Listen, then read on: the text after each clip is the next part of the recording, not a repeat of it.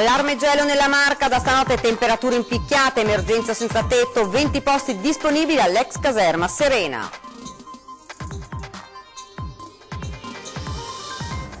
Il tratto di A4 tra Padova e Mestre insieme al passante sono tra le tratte autostradali rimaste escluse dal blocco dei rincari deciso dal ministro Toninelli. Zaia, il passante va pagato, i soldi restano al territorio.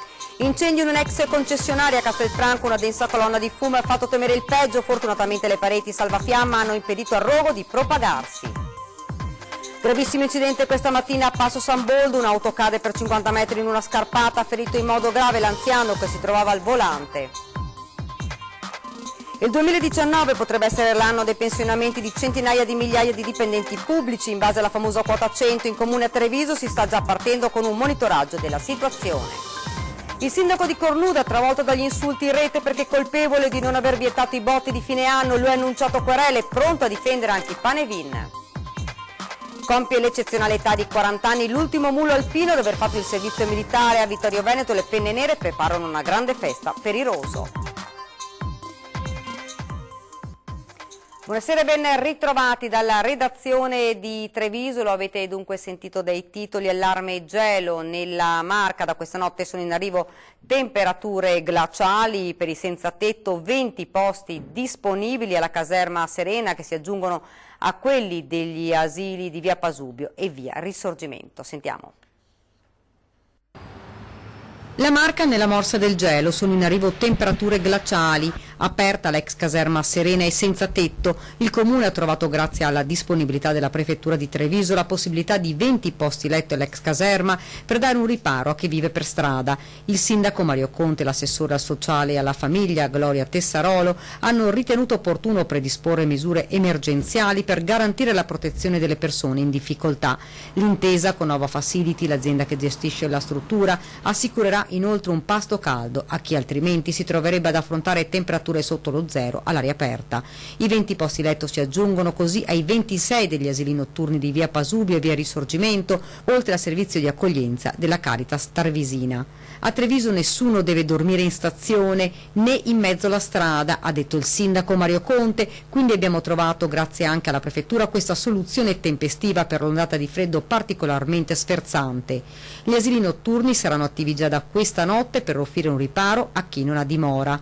Le temperature scenderanno abbondantemente sotto lo zero non solo di notte ma anche di giorno. Il gelo sta rapidamente scendendo dal nord Europa verso il nostro paese. Le temperature minime scenderanno con valori intorno ai 3-4 gradi sotto zero per i prossimi 2-3 giorni, e le massime, nonostante che saranno giorni all'insegna del cielo quasi sereno o sereno, le temperature massime, proprio per effetto di questa discesa di aria fredda, non andranno oltre i 5, massimo 6 gradi. Il periodo tradizionalmente più freddo dell'anno non ha voluto disattendere le aspettative, risultato gelo e strade ghiacciate, l'appello delle forze dell'ordine di prestare massima attenzione con i mezzi lungo le strade. La Marca rimarrà nella morsa del gelo per 3-4 giorni, ci si prepara ad affrontare quindi queste giornate fredde con l'invito anche a chi d'abitudine accende a casa stufe e stufette a stare attenti e controllare prima gli impianti. Nella Marca non sono previste comunque precipitazioni nevose, il tempo seppur freddo rimarrà sereno.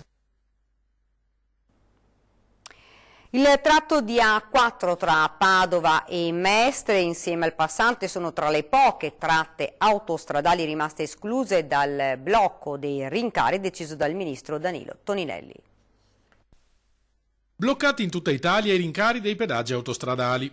Gli aumenti tariffari che sarebbero dovuti scattare con l'inizio del nuovo anno sono stati congelati fino a giugno sul 90% della rete. Restano invariati i costi in tutti i caselli del tratto di A4 gestito da Autovie Venete da Venezia a Trieste, nonostante la richiesta di un aumento dell'1,48% presentata dalla società al ministro dei trasporti Danilo Toninelli, che l'ha rispedita al mittente. Tra i pochi percorsi che vedranno aumentare il prezzo del biglietto ai caselli ci sono però quelli gestiti da CAV. L'A4 da Padova Est al passante compreso e il tratto a pagamento dell'A57 fino alla barriera di Mestre hanno subito dal 1 gennaio il solito fastidioso adeguamento, in questo caso di circa il 2%. Da Mestre a Padova Est si pagheranno quindi 2,80 euro invece di 2,70, da Padova Est a Preganziol 4,10 euro invece di 4.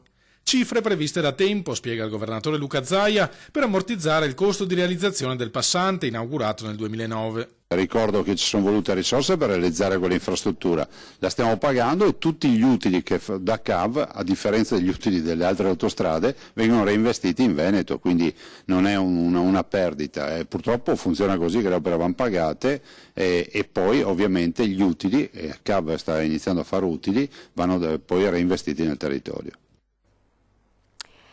I giudici della Corte di Cassazione hanno assolto il procuratore della Repubblica di Treviso, Michele Dalla Costa, finito sotto inchiesta da parte del Consiglio Superiore della Magistratura nell'ambito del caso Veneto Banca nei confronti del capo della Procura trevigiana, marito di Ippolita Ghedini, sorella del senatore di Forza Italia Nicolò, a cui erano stati affidati alcuni incarichi di consulenza legale della banca stessa. Era stato aperto un fascicolo per una presunta incompatibilità ambientale. La Procura Generale aveva impugnato il proscioglimento poi disposto dal Consiglio Superiore della Magistratura. Ora la parola fine è stata messa dalla Suprema Corte. Ed ora la cronaca con l'incendio scoppiato questa mattina all'ex concessionaria Salvarosa di Castelfranco. Una densa colonna di fumo ha fatto temere il peggio. A salvare la situazione le pareti salvafiamma che hanno impedito al rogo di propagarsi al vicino deposito gomme. Sono il primo che ha aperto questa mattina perché questa mattina dovevamo fare l'inventario perché eravamo anche chiusi per l'inventario. Sono entrato ma... Ritorno al lavoro provvidenziale questa mattina a Salvarosa di Castelfranco per l'intera struttura dell'ex concessionaria Martinello di Via Staizza. L'allarme immediato ha scongiurato ben più pesanti conseguenze del rogo. Purtroppo dopo sono dovuto uscire subito perché c'era del fumo. In giro di 5 secondi sono uscito perché non respiravo più e ho dovuto uscire. Immediata la colonna di fumo nero che si è innalzata sopra l'area industriale per poi spostarsi verso il centro di Castelfranco. Subito si è pensato all'incendio del deposito gomme che in realtà ha retto alle fiamme. Da noi è tutto chiuso, noi siamo in regola, è tutto chiuso, ci sono dei pannelli, infatti eravamo qui preoccupati che i pannelli antincendio tenessero, infatti hanno tenuto. Fiamme che invece hanno devastato l'autorimessa sottostante, una decina i veicoli, alcuni anche storici andati completamente distrutti. Sconvolto il proprietario che per tutta la mattinata ha cercato di salvare il salvabile. Sul posto immediato l'intervento dei vigili del fuoco, giunti con rinforzi anche da Montebelluna e Treviso. Inizialmente si è temuto anche per la qualità dell'aria, allarme fortunatamente rientrato nel giro di un'ora. Il fumo non dovrebbe causare inquinamento, crea un po' di disagio in questo momento e fortunatamente i pneumatici non sono stati intaccati dall'incendio, quindi è andata anche abbastanza bene. Quindi nessuna ordinanza, diciamo così, di sicurezza sanitaria? Guardate, pensavamo di mandare fuori un'ordinanza indicando di tenere le finestre chiuse, ma sostanzialmente, vista la temperatura, si pensa che non vi siano case che vengono arieggiate in questo momento e non vogliamo creare allarmismi. Gravissimo incidente all'altezza dell'ottavo tornante della strada che sale a Passo San Boldo. Questa mattina attorno alle 11:30 il soccorso alpino delle Prealpi Trevigiane è stato allertato per una macchina uscita di strada. Probabilmente facendo manovre in retromarcia l'auto di un 85enne di Pieve di Soligo era finita in una scarpata, bloccandosi capovolta ad una cinquantina di metri più sotto, frenata dagli alberi. Una squadra ha raggiunto l'infortunato salendo dal basso assieme al personale sanitario che gli ha prestato le prime cure, mentre sopraggiungeva anche l'elicottero del SUEM di Pieve di Cadore. Una volta imbarellato l'uomo con un sospetto a politrauma è stato recuperato con un verricello e trasportato all'ospedale di Treviso. Un uomo è stato denunciato per aver utilizzato dei cavi d'acciaio per catturare animali selvatici. Sentiamo.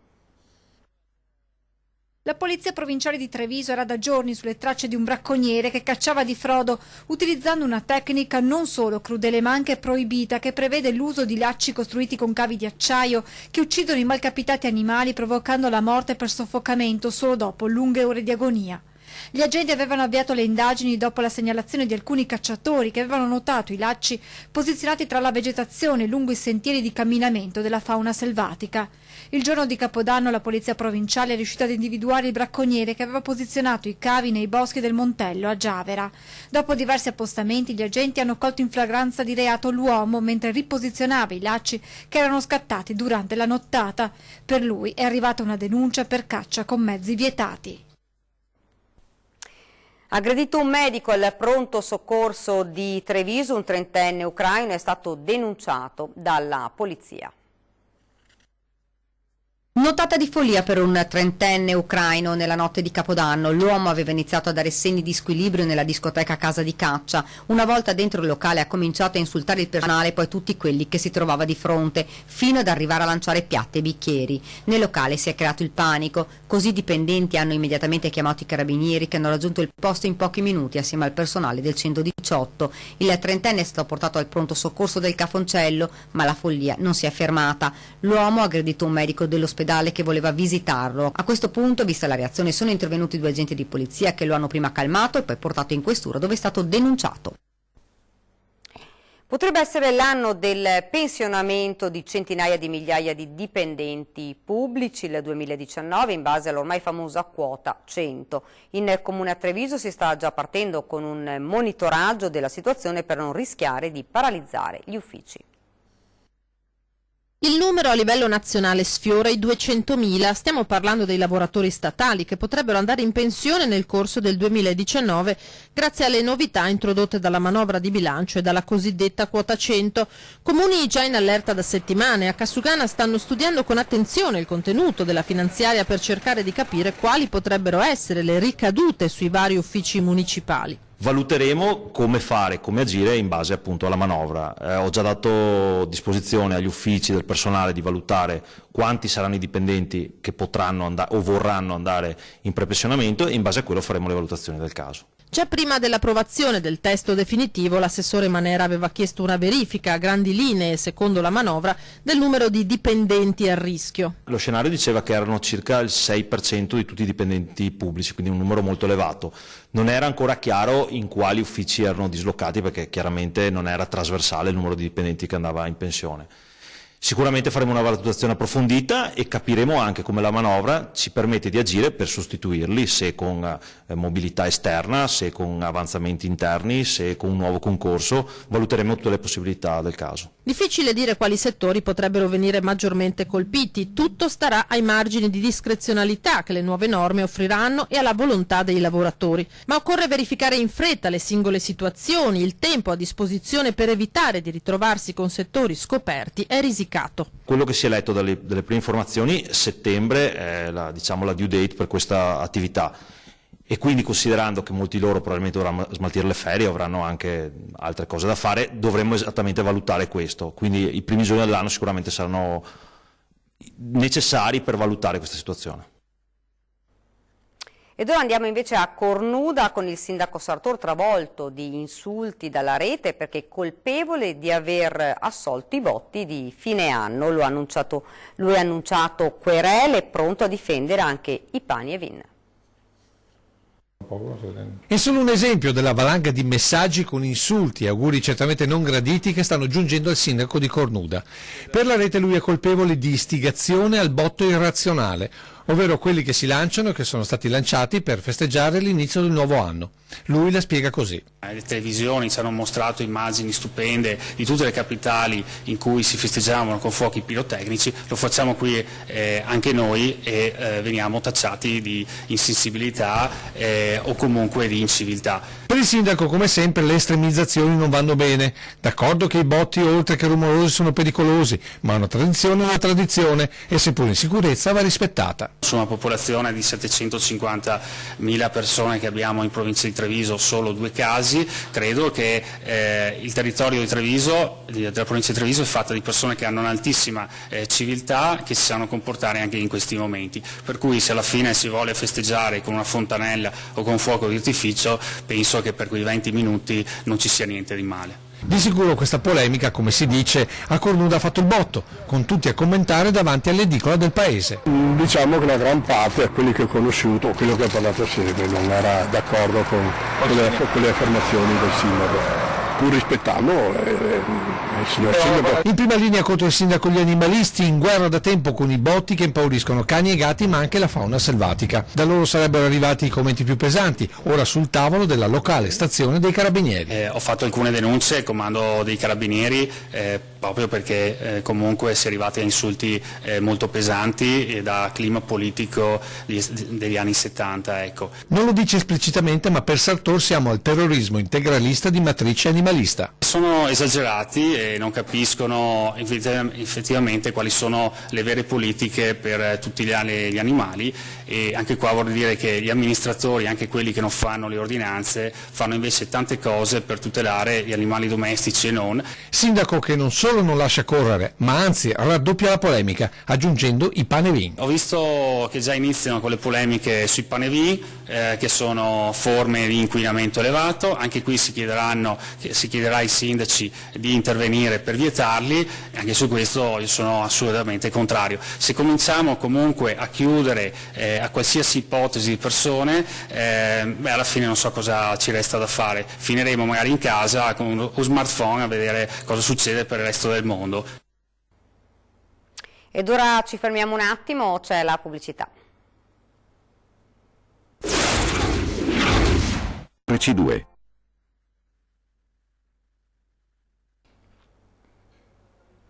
Bene, siamo tornati nuovamente in studio con l'edizione trevigiana dei nostri telegiornali. Da ieri, 1° gennaio, è iniziata l'era della fatturazione elettronica e per le aziende non mancano le difficoltà per adeguarsi a questa rivoluzione.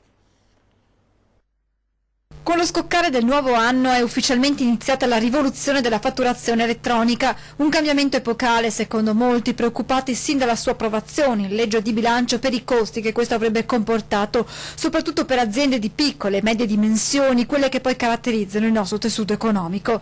Trovarsi pronti è stata la parola d'ordine con le associazioni di categoria, come Confcommercio, impegnate nei mesi scorsi ad organizzare incontri e corsi. Abbiamo iniziato 7-8 mesi fa a fare formazione prima e informazione poi, e abbiamo avuto in tutta una serie di convegni frequenze di 3, 4, anche 500 aziende di volta in volta. Abbiamo formato programmi, formato le persone destinate ad utilizzare questi programmi. Non possiamo però abbassare la guardia, spiega Salvadori, perché è una materia in continuo divenire. Comporta un aumento di costi, una spinta formidabile verso la digitalizzazione e probabilmente metterà in difficoltà più di qualche impresa. I frutti della fatturazione elettronica, conclude Salvadori, si vedranno per quanto riguarda la tassazione locale. Intanto è uno strumento che esiste solo in Italia e la previsione fatta dal Ministero delle Finanze è di 2 miliardi di euro di gettito aggiuntivo. Quindi se ci sarà una semplificazione è perché è stata pagata prima. Ed ora l'intervento della Confartigianato sul mercato libero per l'energia elettrica, per quanto sta succedendo in queste ultime settimane. Settimane impegnative per la Confartigianato e per le aziende associate che stanno ricevendo telefonate da sedicenti operatori per conto di società di vendita di energia elettrica e gas. Per capire però cosa stia succedendo bisogna fare un passo indietro. L'Associazione degli Artigiani infatti ha una convenzione per la fornitura di energia elettrica per le sue imprese a costi competitivi. Per vari motivi è stato necessario cambiare in anticipo fornitore e questo ha fatto scattare le telefonate agli uffici delle aziende da parte, spiega Vendemiano Sartor della Confartigianato marca trevigiana, di operatori che fornivano informazioni non corrette e tendenziose, non solo sulle forniture in corso ma anche sui contratti proposti. Quello che mi dispiace è che si vadano a mettere in giro delle voci che creano solo diciamo così, un po' di preoccupazione all'interno dei soci, ma soprattutto questa è una concorrenza sleale, è una speculazione che sicuramente crea solo confusione, perché i nostri soci sono stati già avvisati che loro devono stare tranquilli. Insomma. Questo cambio di gestore per i nostri imprenditori, specifica poi Sartor, non ha comportato alcun problema. Per questo abbiamo dato vita ad una campagna informativa per raggiungere tutti il prima possibile. Stiamo contattando uno a uno i nostri soci del CAM e verrà spedite le nuove, diciamo così, nuovi dati, e quindi cerchiamo di raggiungerli, ma nel frattempo che li raggiungiamo tutti, capisce che qualcun altro ha fatto un po' di confusione, insomma. Confartigianato ha poi scritto al garante della privacy, all'autorità garante della concorrenza e del mercato e all'autorità di regolazione energia, rifiuti e ambiente, visto che durante i colloqui telefonici chi chiamava era a conoscenza, spiega Sartore, di informazioni riservate, come ad esempio chi fosse precedente fornitore del cliente, i dati utili per concludere una fornitura e in alcuni casi addirittura dell'IBAN bancari. Siamo al di fuori, ha concluso Sartor, di corrette dinamiche di mercato che vanno segnalate. Una serata di beneficenza a favore dell'Associazione Nazionale Persone Down, una decina di ragazzi che per una sera hanno lavorato come camerieri alla pizzeria al Ciaro de Luna ad Arcade.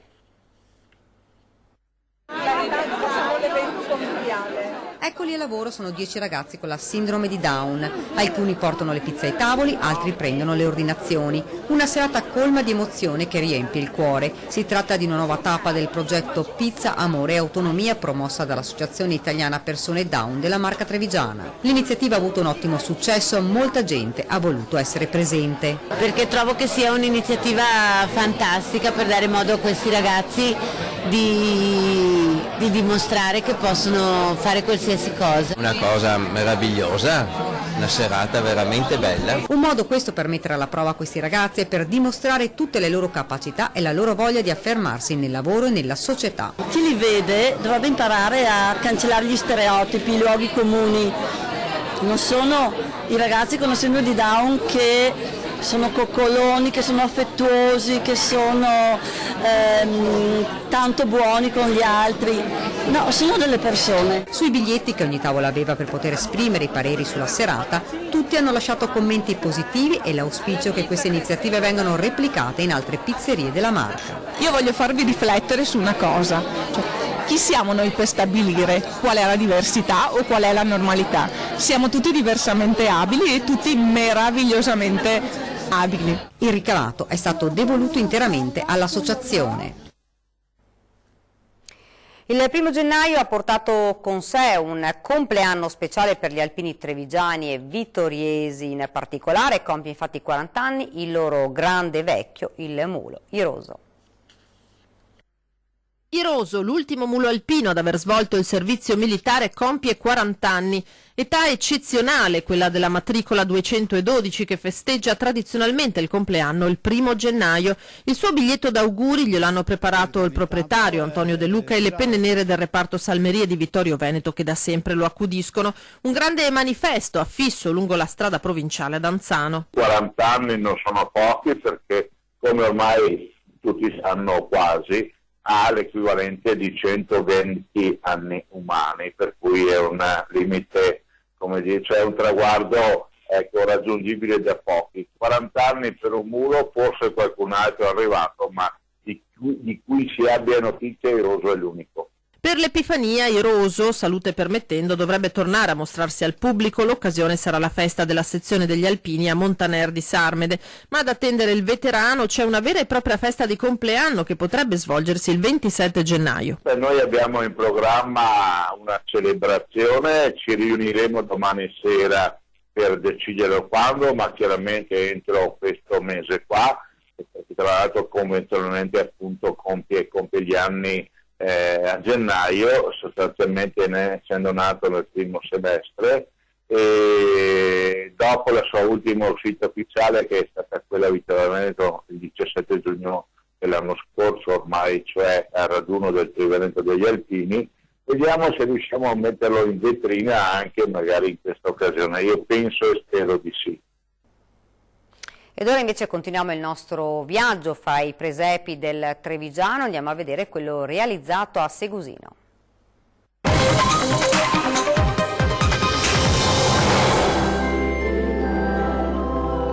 Prosegue naturale, diciamo, del presepio edizione 2017. Nel 2018 andiamo a parlare appunto del Natale di rinascita. Stiamo parlando appunto del primo Natale finita la Grande Guerra, 1918, la guerra finisce a novembre e si celebra appunto il Natale, il primo Natale della fine della Grande Guerra. Ci troviamo alle nostre spalle in una galleria del Montegrappa, dove l'anno scorso c'erano le trincee, dove c'era la guerra. Quest'anno invece il messaggio cristiano è che c'è la Natività di Gesù, quindi un messaggio appunto che il bene, la Natività di Gesù sconfigge il male.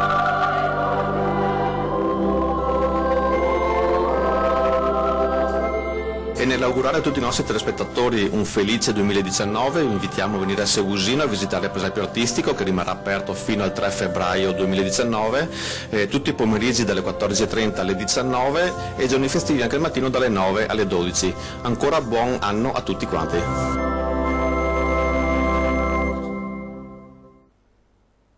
Siamo arrivati quasi al termine, vi ricordo questa sera, fra pochi minuti ormai, la nostra trasmissione 20:10, ospite in studio Paolino Barbiero della SPI CGIL di Treviso. Questa era la nostra ultima notizia, vi lascio come di consueto le nostre previsioni del tempo. Grazie davvero per averci seguito e buona serata.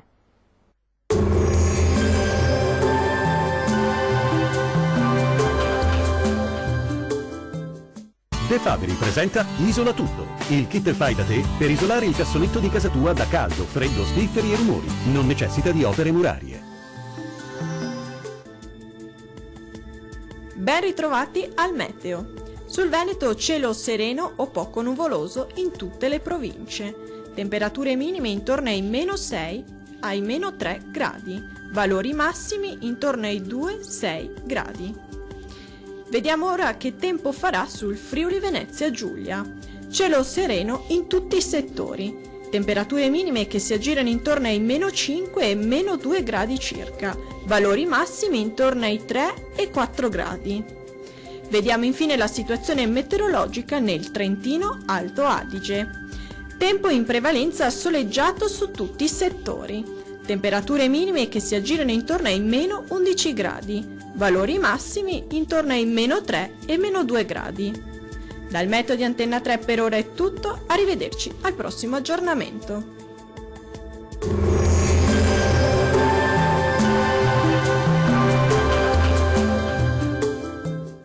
De Fabri presenta Isola Tutto, il kit fai da te per isolare il cassonetto di casa tua da caldo, freddo, spifferi e rumori. Non necessita di opere murarie.